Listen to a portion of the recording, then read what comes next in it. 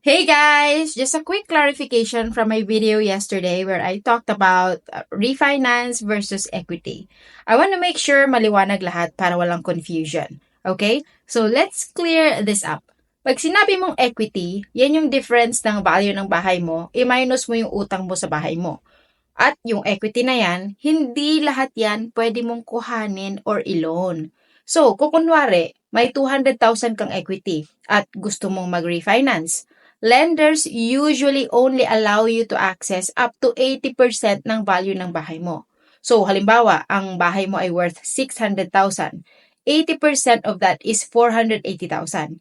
At kung may utang ka pa na 400,000, i-minus mo yon. So that is the only amount you can borrow. So that is 80,000, not the full equity. So again, hindi mo makukuha lahat ng equity mo. Okay ba yun? Malinaw na? Alright, so now that you understand how equity really works, watch my next video where I will talk about which is better, HELOC ba or refinance. See ya!